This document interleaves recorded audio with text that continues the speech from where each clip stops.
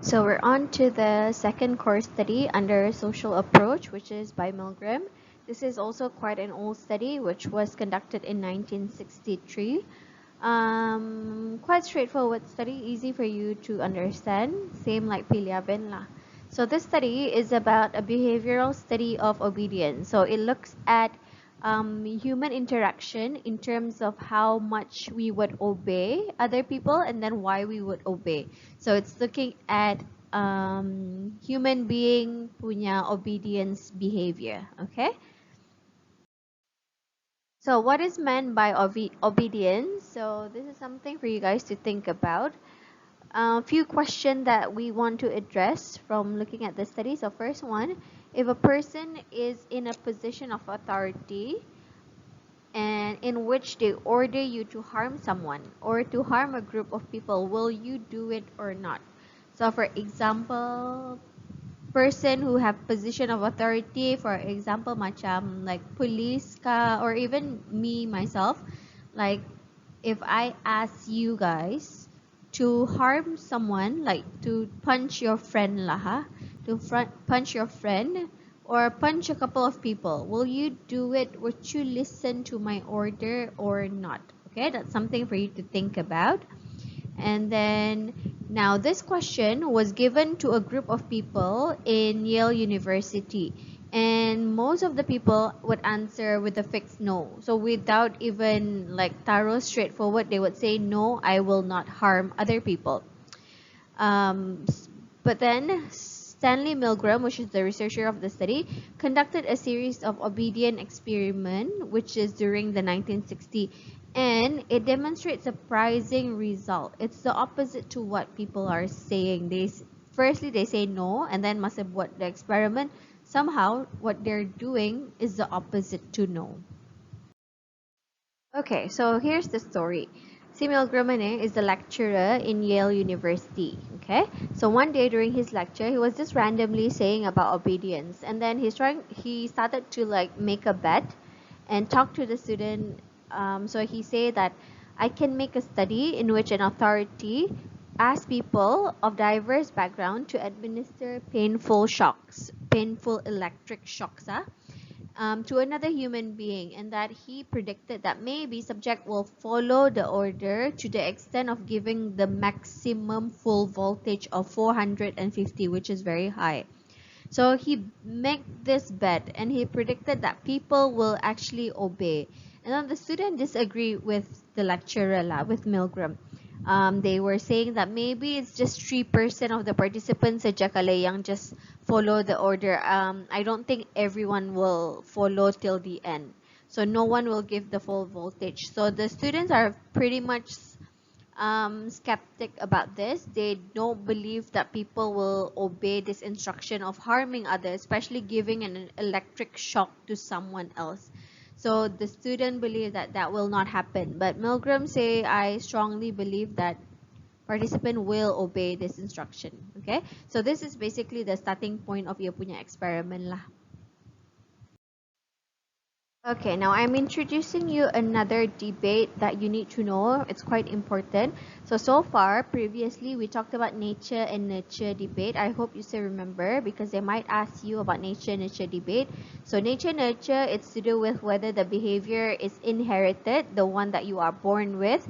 Nurture would be the behavior that you learn from the surrounding. Okay? This is another debate. Kan sama, the idea kan sama, but a bit different lah. So this is to do with behavior. Is it dispositional or situational? Now the word dispositional atau sometimes orang pakai individual. So usually I would use individual versus situational. So kalau nature kan, ani individual, situational. Or they might use the word dispositional. So just take note saja, it's either dorang pakai dispositional or they say it as individual. So sama saja tu. So what is meant by dispositional explanation? So dispositional artinya our action or our behavior are due to our internal traits. For example, macam we behave because of our personality. So our personality controls our behavior, something macam tu lah, which is kan sama kan macam nature tu. So it was saying that maybe kalau obedience ito, it could be that you obey because of your internal traits. For example, like your personality, andangnya jenis yang have to obey the rules and regulation. Okay? So that's dispositional, in which that your action are because of your internal traits. Usually is your genetic ka or your personality ka, the things yang di dalam lah within you, or your brain activity ka. And then situational would be action that are due to external factors. So for example, like you obey because the situation makes you want to obey. So situation atau for example macam peer pressure ka, pressure from the authority figure ka, pressure from the surrounding ka. So situational explanation meaning that your behavior is affected by the situation. Okay, external factors that are in the situation. So that situation controls your behavior. Okay. So in this case, we can argue that obedience atau can be explained by using individual explanation and also situational explanation. So you obey pasalnya andangnya your jenis yang personality likes to obey. So atau individual. Kalau situational, you obey because you feel pressured by the authority figure. Okay? So you need to know apa arti individual and situational because it might come out in the exam. Okay, so let's discuss the term obedience. So what is meant by obedience? I'm pretty sure you already know the word obedience. It's macam ketaatan lah in Malay, but you would know what obedience already mean.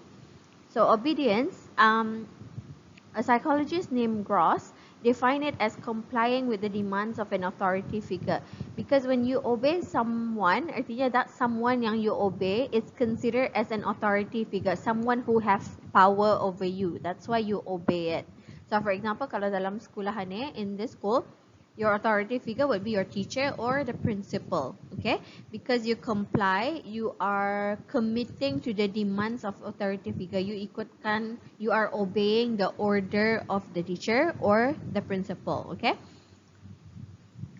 Gross also stated that obedience has to do with the social power and the status of an authority figure in hierarchical situation. Sorry, I'm not sure how to pronounce that word. But yeah, so it means that obedience depends on the authority figure punya social power and status. So if you punya social power and status is quite high, you are more likely to obey. Kalau macam biasa-biasa saja, like very low the social power and the status pun quite low, less likely you would follow or obey it. So obedience depends on authority figure to punya social power and status. Obedience, as we know, that obedience can be productive, but it can also be destructive. Okay, so like I said today, obedience can be disruptive. Disruptive in a way that it can destroy a person if they are obeying something bad. So, which comes to Milgram punya interest in obedience. Kenapa ia interested to study about obedience to authority? Because he wanted to understand about Holocaust. How does Holocaust could have happened? I'm not sure if you have an idea about Holocaust mean, but Karang after this I'll explain about the event to you, okay? But point is that was dia punya starting point of kenapa ia interested to study about obedience. So he wanted to test one of the proposal put forward by historian. So previously historian, in order to explain the event of Holocaust, this historians proposed that Holocaust happened because German are different. Okay, German are different hypothesis. So they predicted that Holocaust it's where a lot of people got killed. Okay, Karang all talked about it lah. So they believe that it could be because Germans are different in the way that dorang punya nature or dorang punya individual andangnya the one yang obey people and are cruel. Okay, but Milgram pointed out that is this true? Is this true that Germans they kill people because they are highly obedient? So kalau it's true, it means that German have a basic character defect. So karakternya tu faulty lah, ada something wrong.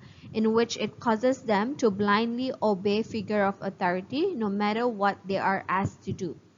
So kalau lurus German are different, artinya that okay, their personality are actually wrong. Does that mean that they are born to blindly obey authority figure without even having the thinking if it's right ataupun wrong? So that's why Milgram wanted to study this. Ia mau check lagi if it's individual ka or if it's situational explanation. Okay. Okay, so now let's talk about Holocaust. So Holocaust, if you have learned this in history, so it began in 1933. It's under Adolf Hitler power, which happened in Germany. It started in 1933 and it only ended at 1945. So that's quite a long time for it to end when Allied power defeated the Nazis. So you can imagine during those long years, obviously a lot of people got killed. So it was an estimation that 11 million people were killed during the Holocaust. 11 million, so that's a lot. And 6 million of those people got killed, they were Jews, okay? Now, other groups that were targeted by the Nazis are Jehovah's Witnesses, homosexual, disabled people, and gypsy. So, in terms of children, 1.1 million children. That's a lot, brabes, were murdered in the Holocaust. So, what makes these people blindly obey si Hitler punya order of killing people, especially children? It's not normal for someone to just blindly kill children just like that, okay? So this create question to Milgram, like I said tadi lah, is it individual ka or is it situational?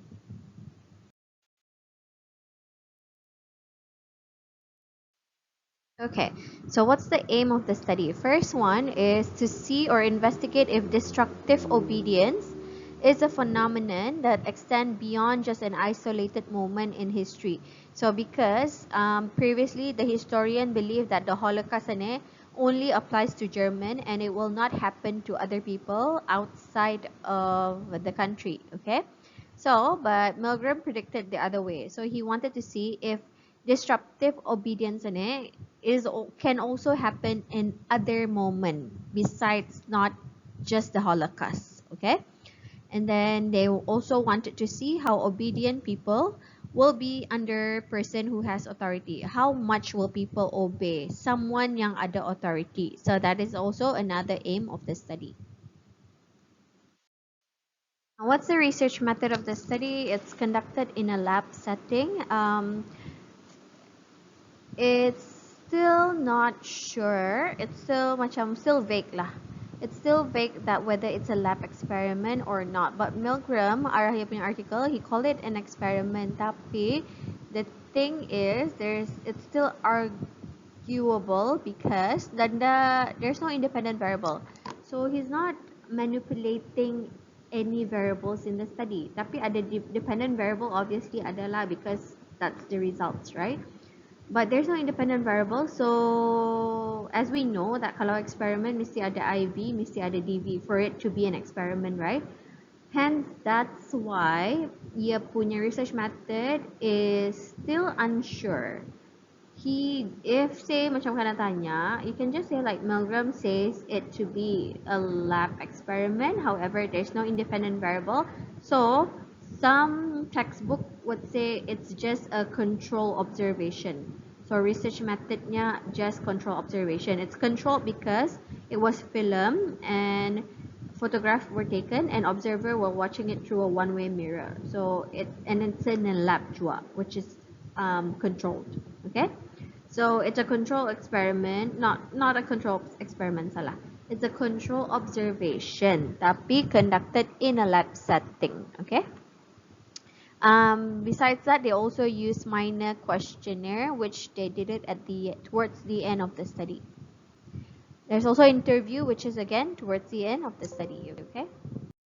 Now, looking at the participants and the sampling technique. So in total, ada 40 participants. All are males. Age-nya is 20 to 50.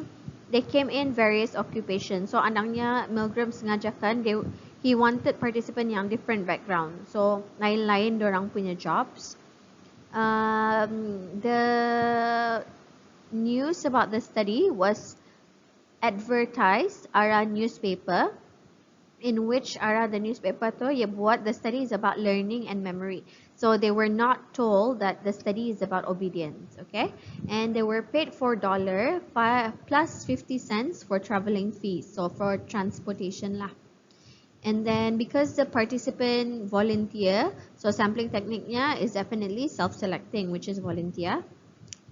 All the all the participants are from USA, New Haven area. So, at the next slide, I posted the actual advert. You can have a look through it. Baca dorang punya advert ito. That was the actual advert yang kana posted arah the newspaper. Okay.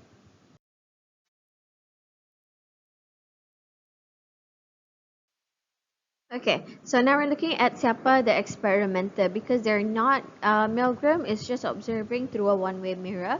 So experimenter is someone yang ia hired to become or to play the role of experimenter. So these people are stooges lah. So the first one yang acting as a stooge would be a 31 years old high school biology teacher.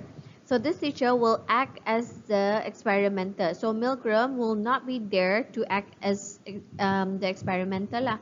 So ia hire this teacher. This teacher is wearing a grey technician coat who was the who played the role of experimenter.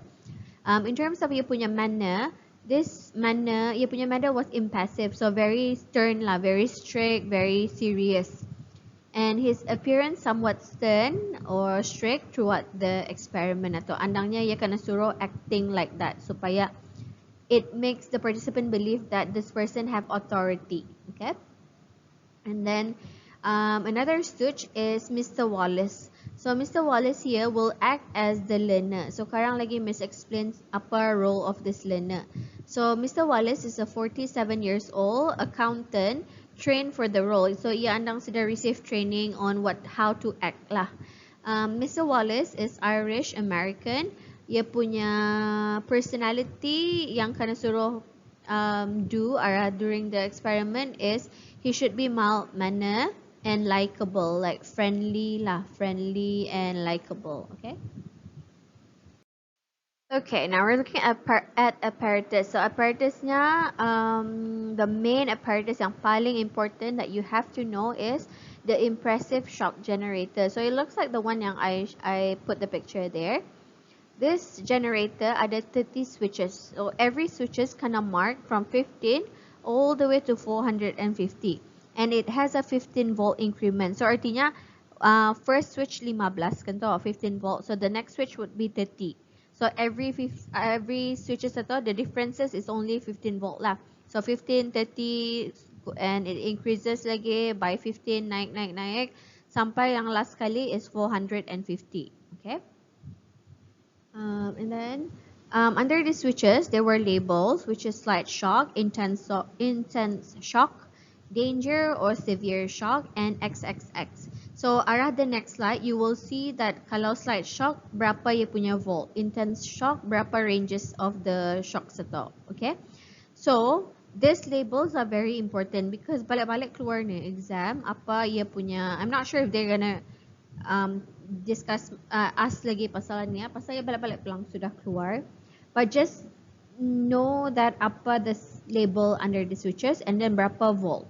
Like slight shock, berapa ia punya volt, from what to what. Okay, so you need to know every switches punya label.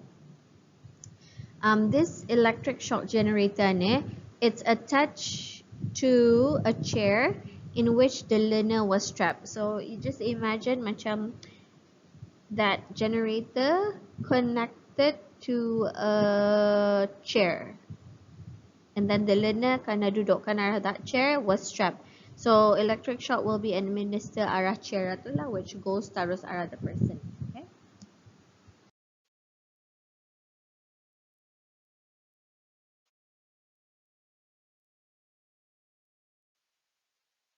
Okay, so now we're gonna look at the tasks that were given to the participant as part of the procedure. So first one, the learner, which is Mr. Wallace. So Mr. Wallace would be in a separate room adjacent to the teacher and the experimenter. So you have two different rooms here. One is for the learner to sit, and then one would be for the teacher, sama the biology teacher. So the teacher here is the participant. So the learner could not be seen by the teacher, can only be heard. So the participant will not be able to see the learner. They can only hear the responses of the learner. Now the task here, it's a word pair task in which the teacher, which is the participant, will read series of word pair. For example, blue sky, green grass, red balloon. And then learner will be asked to memorize this pair. And then lepas itu, after they finish up the memorization, the teacher will read out one word. For example, kalau you cakap green, then the learner should answer it as grass. Okay? So teacher will give the first word and then the learner will jawab the second word. So the learner will respond with a pair match. So yang macam tadi lah, green should be grass. The teacher was told to give an electric shock to the learner for every wrong answer. So kalau salah jawapan yang kena bagi oleh the teacher, which is Mr. Wallace atau, so for every wrong answer, the shock level will increase. So like I said tadi, the shock starts from 15 and then naik by 15, 30 and then 45. So for every wrong answer, they will start off by giving 15 volts. Lepas itu kalau salah lagi 30, kalau salah lagi 40, all the way sampai 450. Okay? And then the learner would actually give a predetermined set of answer with about 3 wrong answer for every right answer. So see, Mr. Wallace already know what to give the answer, in which Mr. Wallace was already instructed to bagi 3 wrong answer first and then 1 right answer. So after 3 salah, ia bagi yang lurus 1. Lepas itu 3 lagi salah, yang lurus lagi 1. Okay? So the chances of wrong answer would be higher than the right answer. Alright, now we're going to go into the procedure of the study. So first one, there is an introduction by the experimenter, in which that the experimenter was not Mr. Wallace, the biology teacher. So the biology teacher will act as an experimenter. Ia jumpa the participant and he will introduce himself and then emphasize again that the study is about punishment and learning to both the participant and Mr. Wallace. Okay, so if you're not sure apa the actual introduction, you can go back to the original article to look at the exact words that the experimenters say to the participant sama Mr. Wallace. And then after that, this is the tricky part here. So there's a hat in which ada 2 slip of paper.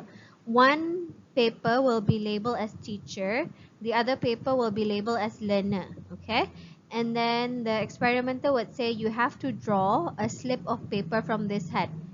So if you got the slip yang say teacher, ia will jadi teacher, yang learner will jadi the learner. But the twist is here, both paper actually was labeled as teacher. Okay, so meaning that by default the participant will always be the teacher. Pasal dua-dua tu teacher. Okay, so the Mr. Wallace will pretend that he was receiving the learner punya paper lah, tapi sebenarnya dua-dua teacher.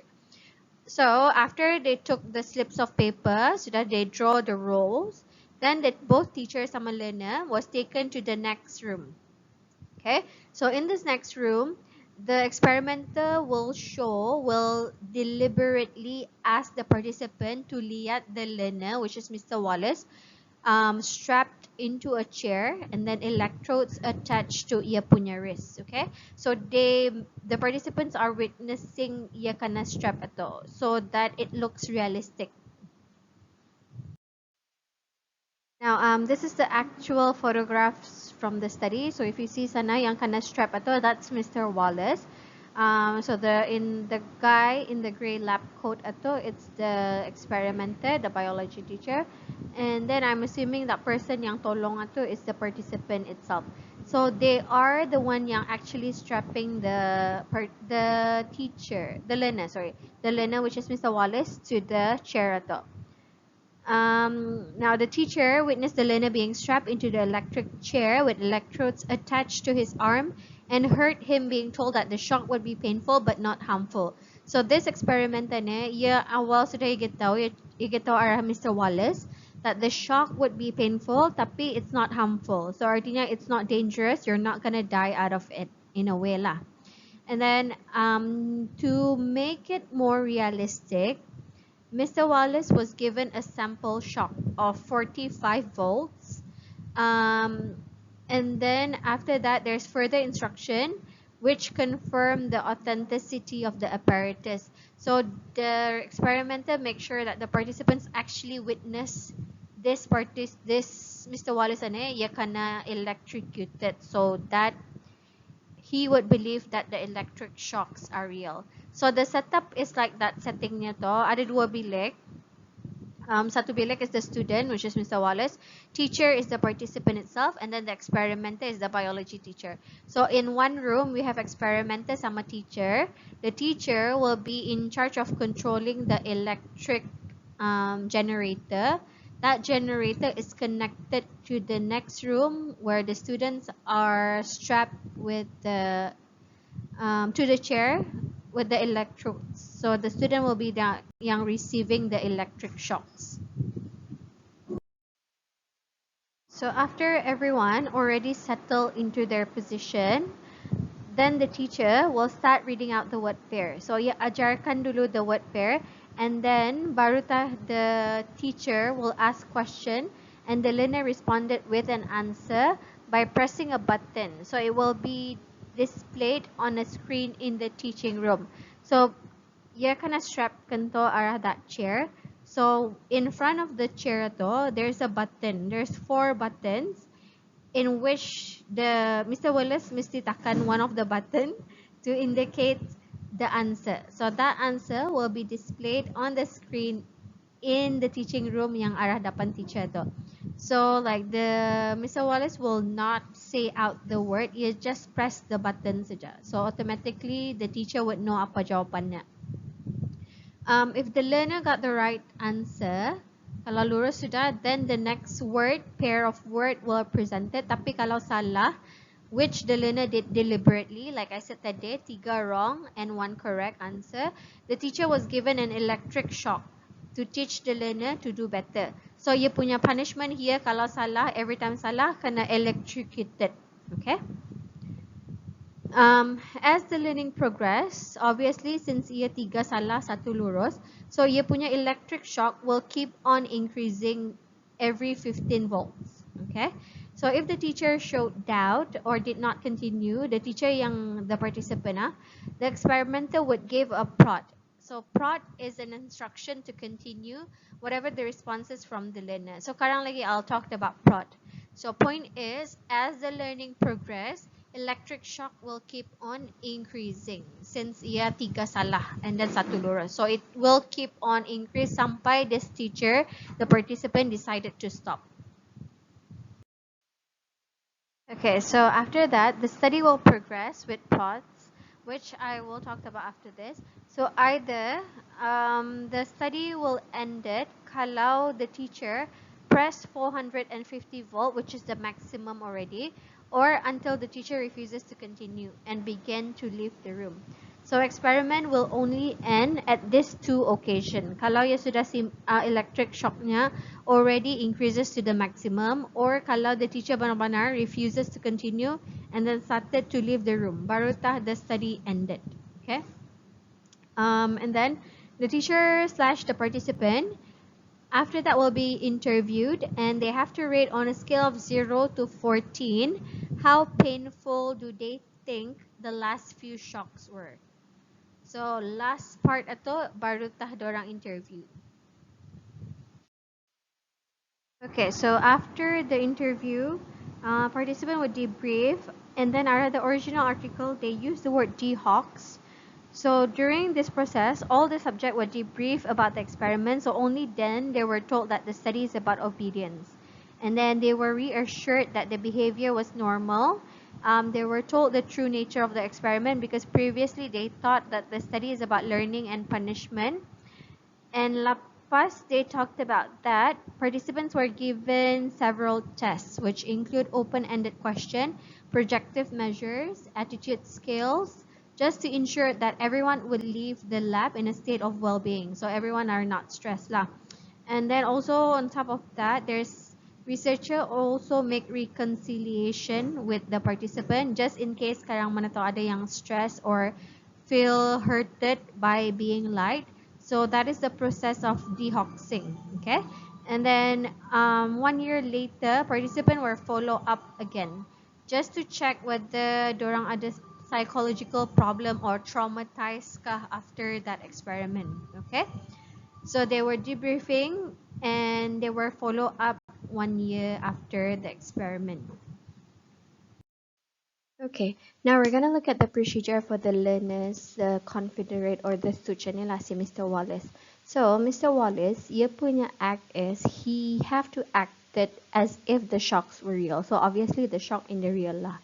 So we're not electrocuting a person in the study. It's just an act saja. So the response of the learner to the shock were tape recorded before the start of the experiment. So ia punya responses, whatever that Mr. Wallace produces verbally ato, sudah kena tape recorded awal. Okay? And then the learner punya responses, it starts off with a loud cry, like a very loud cry. And then lepas itu, he would shout, "I can't stand the pain, let me out." And then by 300 volts, which is close to the atas sudah to. So by 300 volts ato, it becomes an agonized scream, like a very painful, terrified scream. And then after 300, the learner diam saja. So nada answer at all. So maybe in the mind of the participant, like maybe si Mr. Wallace ni pengsan ka or apakah, okay? So at 300, the learner, Mr. Wallace, stops responding and not even giving answer at all. Just diam saja. So after 300 volt, the learner made no further responses to either the shock or the memory task. So participants should be at that point, they should panic lah. Pasal nada bunyi at all from Mr. Wallace. So that could, in their mind, it could be an indication that something bad has happened to him sampai ia in the more response at all. Okay?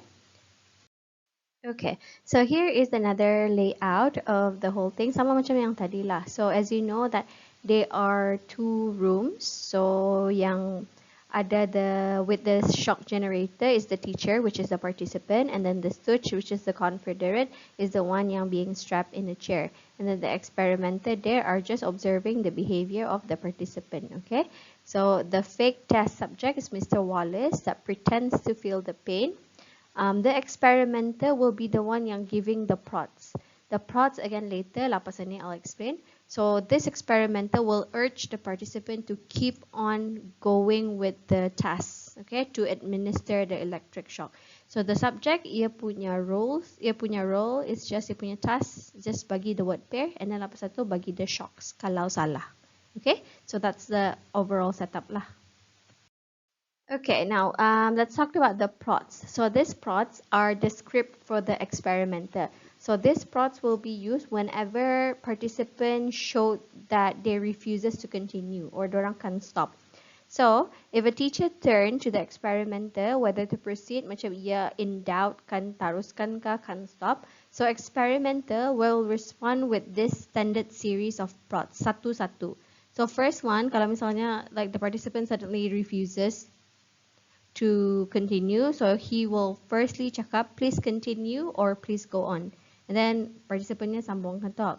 And lepas itu kalau ia lagi pusing lagi and then refuses to continue, he will give the second prod, which is the experiment requires that you continue. Okay, and then ia sambung. And then say you can stop lagi. So ia bagi the third prod, which is it is absolutely essential that you continue. That's the third one. And then sambung balik, and then the fourth one, which is the final one, he would say you have no other choice, you must go on. Okay? So these are the 4 prods that the experimenter will have to say to the participant. Satu-satu lah to. So by the 4th, kalau masih jua participant itu refuses to continue, by the 4th prod, baru ta dorang stop. Okay, we can end the experiment. So it's only after the fourth prod baru participants are allowed to withdraw from the experiment. Now, there's another additional prod. So, kalau participant suddenly asking about permanent physical injury. So, for example, macam yang tanya, is the stooge, will Mr. Wallace be okay? Will he die ka? Any question pasal physical injury of the learner, then a different prod will be used. So, the experimenter will say, although the shock may be painful, there is no permanent tissue damage. So, please go on. So, ani standardized nya. So, whenever the participant tanya pasal physical injury, so dorang punya prod is this. So they already standardized apa kan dijawab. And then if the participant said that the learner did not want to continue, misalnya cakap, oh but Mr. Wallace is quiet, he doesn't want to continue, then another prod will be used, which is whether the learner likes it or not, you must go on until he has learned all the word pair correctly. So please go on, okay? So this is when the participants say that Mr. Wallace indah menjawab lagi. So you have to stop. So atu prodsnya. So the study would end when the teacher either refuses to continue. So ia benar-benar after by fourth prod sudah pun masih lagi ia akan stop, baru the study will end, or they reach 450, which is the maximum volt. So atu saja dua criteria for the study to end, okay? Okay, now we're going to look at the controls of the study. So the controls in this experiment is a control observation. So obviously are the things that they control lah. For example, the controls in the experiment are anything that helps the situation, the same for each participant or each condition. So you could use this definition kalau kena tanya what is meant by control. So control is anything that helps the situation to be the same for every participant or in any condition. So control is like, it makes the research more scientific. So that's why I said kalau the study is high in controls, artinya it's high in validity. So kalau it's high in validity, you can argue that it's more scientific because ada few possible extraneous variable affecting the results. So what are the controls in the study? So if you can figure out apa saja controls that they make here. So I would say one of it is the use of prods. The prods itu dorang standardized for it to be similar for every participant. So that's satu. So try to find more controls in the study yourself, okay? Now we're going to discuss the types of data because the study sudah habis. We're just looking at the results now. So the types of data, it's just quantitative saja because you're only looking at the numbers of people that obey to a certain voltage level. So data consists of the frequency of participant, meaning how many participants going up to a particular voltage level. So for example, berapa orang stop arah 300 volts, berapa orang stop arah 400 volts. So they're just taking in the quantitative data saja, okay? Now the results of the study. So straightforward saja ya punya result. Or you just have to ingatkan berapa orang stop arah each level of voltage atau. So how obedient were the volunteer? So we have 40 participants today. So all of them goes up to 300 volts, okay, which is quite already high to 300 volts atau. And then after 300 volt, 5 refuses to go any further. 5 saja out of 40. So and then by 375, which is more higher, another 9 refuses to continue. And then 26, which is more than half. More than half of the participant actually goes all the way to 450 volt. Okay. Now, although the participants showed surprisingly high level of obedience, they also displayed sign of discomfort and distress. So, walaupun banyak yang go on until 450, but while they are doing it, they are very uncomfortable, very stressed, and even one had an epileptic seizure after that. Okay, so it's not something like they were happy to do.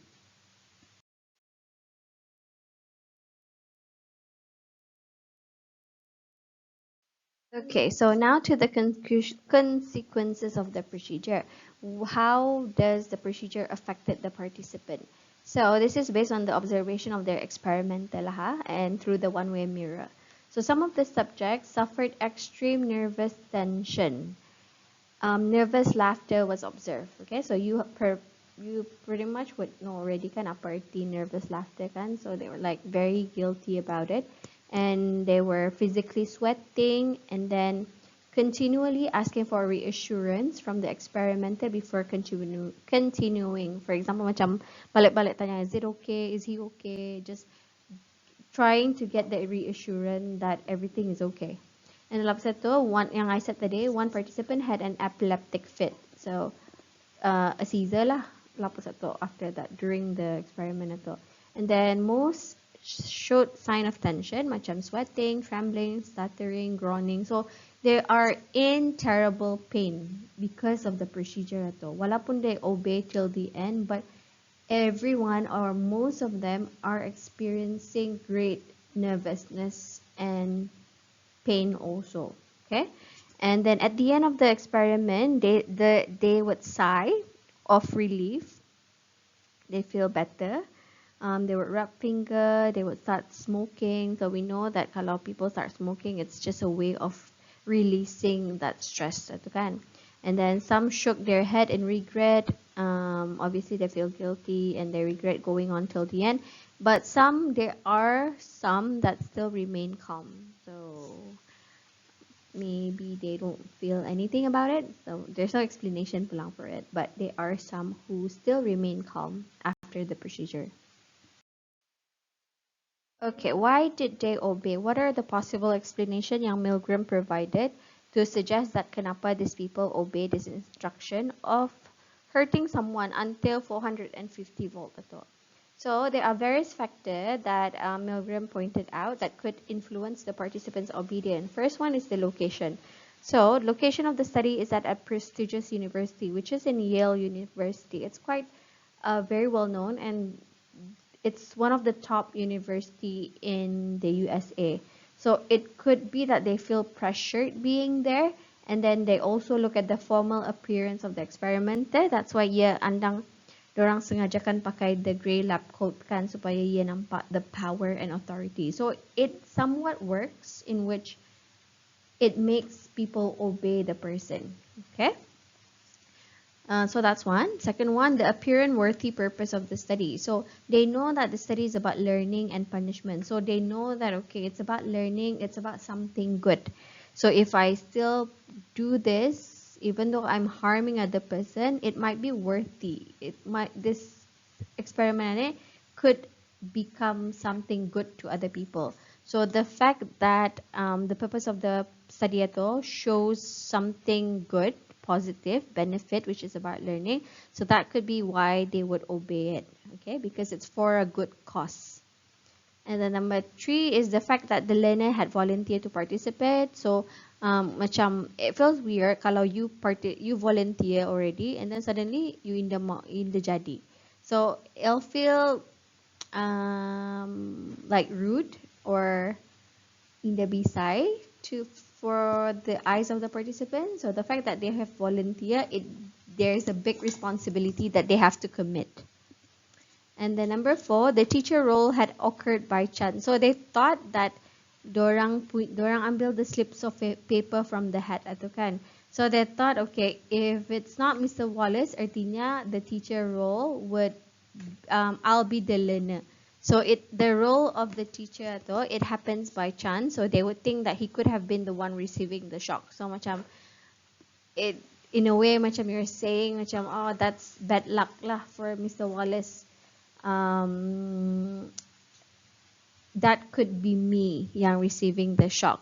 So if Mr. Wallace were in my shoes, Mr. Wallace would have done the same thing. So yeah, that could be one of the reasons kenapa I obey, because they thought the roles of being a teacher though happened by chance. Okay, so back to the reason again. So number 5 would be the experiment took place in a very close setting with no one for the participant to discuss the situation with and little time for reflection. So because the study was just in a lab and then there's no one to talk to except for the experimenter, and then experimenter ni lagi are urging to continue. So that could be one of the reasons kenapa, in a way that they don't have anyone to discuss with, and then they don't have much time to think thoroughly about their decision. So that's why they might just obey saja terus. And then number 6, the teacher were told that the shocks were not dangerous because if you remember this part, masa awal-awal, the experimenter emphasized that the shocks are painful tapi it's not dangerous. So hearing that might make the participant think, oh, it's okay, and shocks any, it's not gonna kill them. So that's why maybe they just give it saja because they understand that the shocks were not dangerous. And then number 6, up until shock number 20, the learner was still participating in the experiment. So they might logically think that if he can withstand sampai 20 shock, meaning that the learner are still there participating. It could be that the shock was in the painful and that it's just it's tolerable.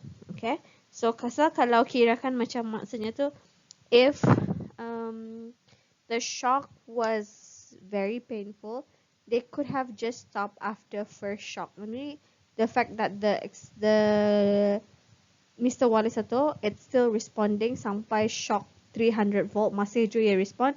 So they might have think, okay, artinya it might be that the electric shocks are tolerable.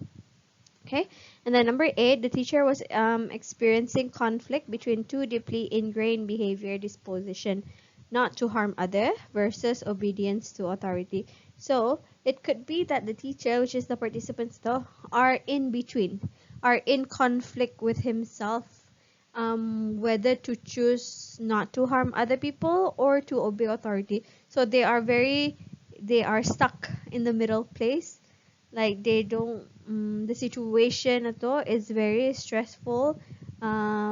It created a conflict between them lah, and so that's why I think most of them just go to just follow the order of the authority itu saja. The conclusion of the study, the last part. So Milgram found that Germans were not different. The US citizen in the 1960 also obeyed an authority figure when instructed. So meaning that the historian punya theory ito, yang they're saying that Germans are different because they are naturally obedient, artinya it proven to be wrong. They're not different. US citizen, especially yang 40 orang ini, also obeyed an authority figure. So meaning that there could be other people around the world that are also willing to obey people's order to harm people. Okay? So, but they do concluded that walaupun the participant obeyed, the good thing is they were far from happy in doing so. So they're not happy lah while doing it, while obeying it though. It doesn't mean that they're cruel, but they're actually showing signs of tension, stress, and that indicate the mental torture that they were experiencing. So that could happen to the German masa Holocaust ito, even though they obey the order of Adolf Hitler, but it could be that the people ito are actually quite stressed in obeying it. So meaning that obedience ito, we sometimes obey order, but that doesn't mean we are happy to do it. Okay, and I'm pretty sure you can relate to this. Okay, now this is a good useful tips for you guys for the exam. So we're going to the evaluation. So if macam like you don't really remember what to evaluate, so you can just memorize the word grave. Okay, so you can use this as a guideline for you to write up an essay. So first paragraph ato, maybe you can start with generalizability, because generalizability you can argue for all study. So definitely you can pakai generalizability for any study yang keluar for that question. Okay, so you can talk about generalizability as an opening paragraph, G, and then R karang you can talk about reliability, which is replicable.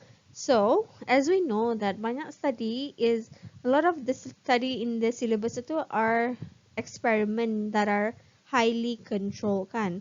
So you can say that apa yang dorang standardized, so because it's standardized it's replicable, and then reliability would be high. So again, reliability is a point that we go through in every study, so definitely you can pakai. Okay, and then A would be application, which is how useful is the study. Some of you are good in writing usefulness, so just go with that. In what way is it useful? And I already teach you, kalau kan argue about usefulness, you have to say arah siapa is it useful, and then in what way, what are the scenario. So if you can like bagi dua example of the usefulness in one paragraph atau, so it'll be like a good solid paragraph. And then V is validity. So this one, you can use ecological validity, boleh jua validity in general, okay jua like high in controls atau V validity atau it can be ecological validity, it can also be just validity saja.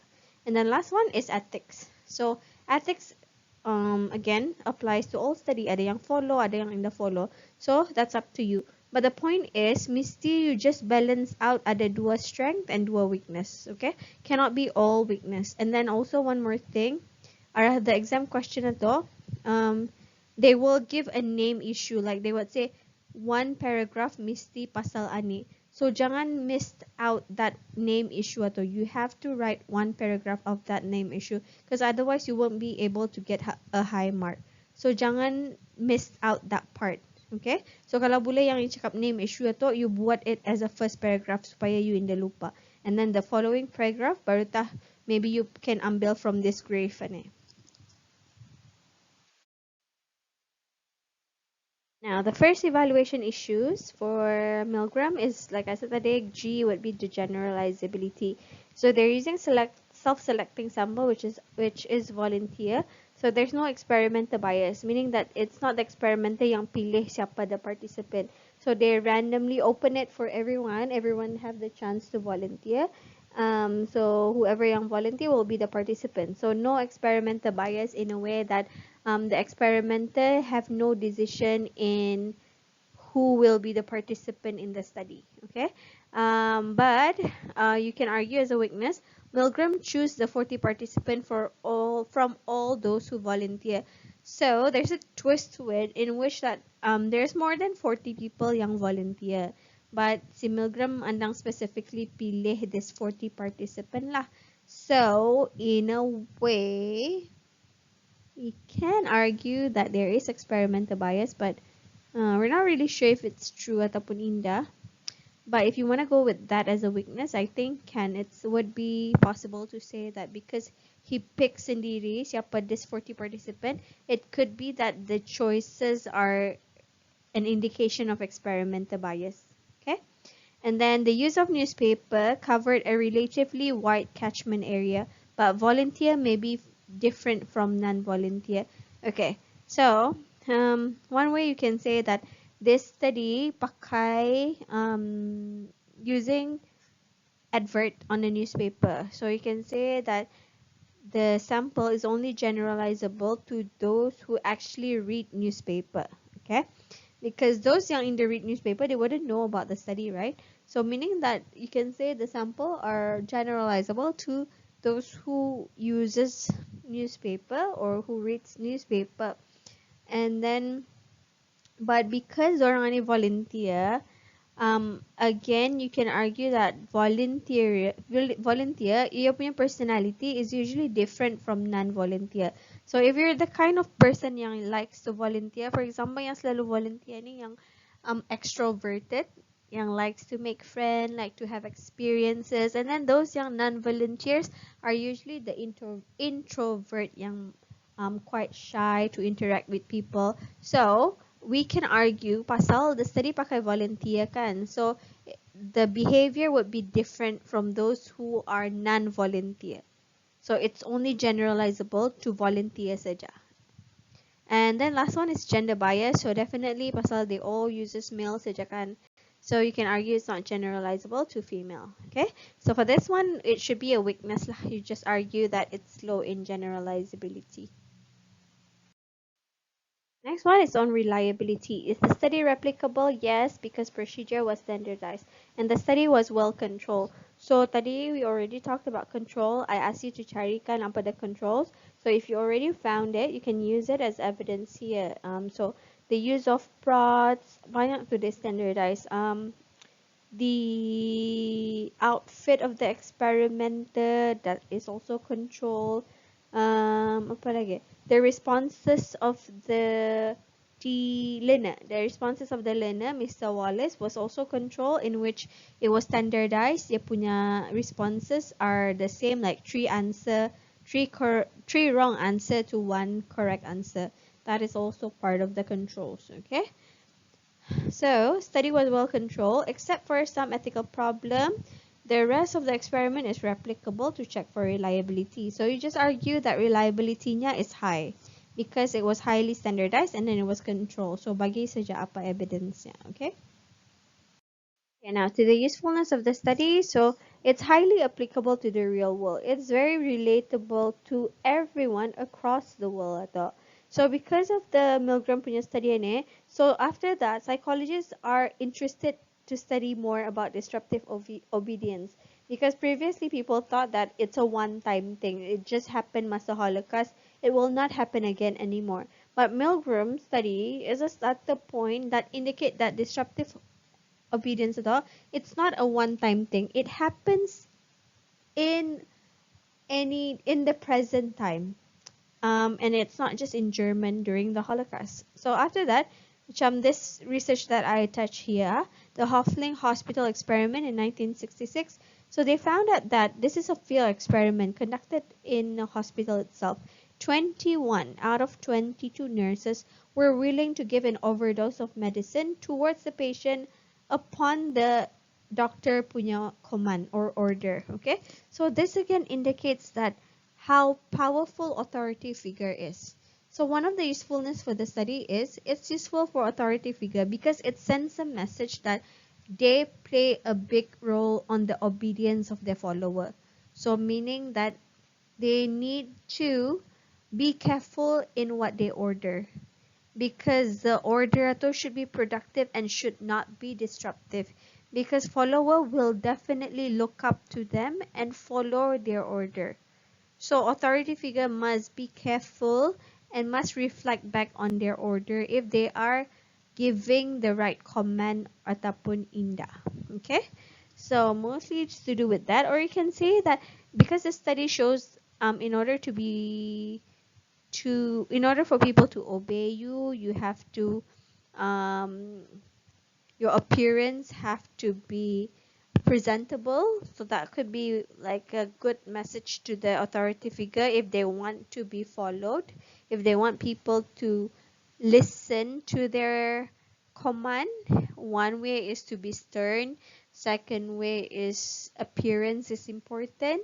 How they bring themselves, their personality, their leadership are important, because it will affect whether they will be obeyed ataupun indah. Okay, so I think mostly the usefulness here is authority figure. So if you want to use like authority figure ni siapa as an example, you can use there has been a question pasal this on military.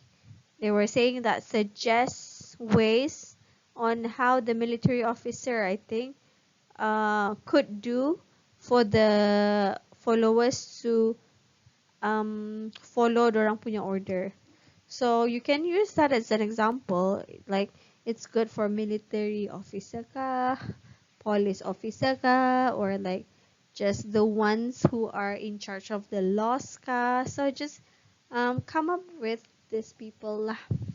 Okay, so again, this one is open to your own view. Kalau macam you have other view, just write it saja. It would be correct if it's relatable to the study. Okay, now to the ecological validity of the study. So here is an example. This is like your old syllabus punya question lah. It's not, they're not gonna ask question yang cuma ni lagi structure-nya. So, but I just put in the points that you can discuss for either high ecological validity or low ecological validity. So the study ini, you can argue both, because it's relatable to both. Either it's high ataupun it's low. So it up to you if you want to argue mana satu lah on which sides. So for the high ecological validity, you can say that it's high because participants are showing realistic responses. Responses that are natural. So for example, like sweating, digging their fingernail into the hands, even those yang ada experiencing epileptic fit at all. So that shows real life behavior, even though the setting are quite artificial, but it produces a behavior that are realistic and relatable to real life situation. So because of that, you can argue it's high in ecological validity. But it can also be low in ecological validity because there are a lot of the procedure to yang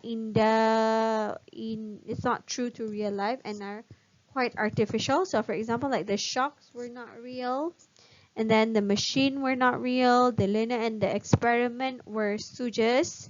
Um, and then in everyday life, we don't give electric shock to people. So that is quite rare and not realistic to real life situation. Okay, so you can argue, up to you, if you want to say high ka, low ka, which one yang easier for you, you just pick that side. Okay, now last evaluation is on ethics. So there's a lot of ethical problems in the study. As you know, that deception ada, they lied about the identity of the stooges, and then they lied about the electric shocks. So there's deception.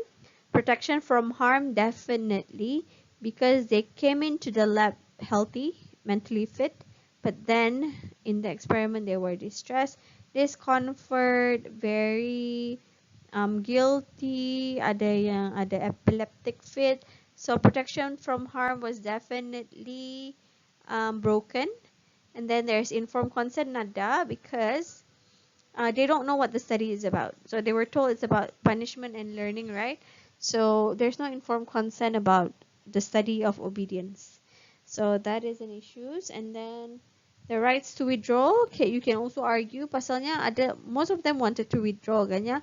Their experimenter keep on pursuing them to continue by using the prot scan, so they don't have any rights to withdraw themselves.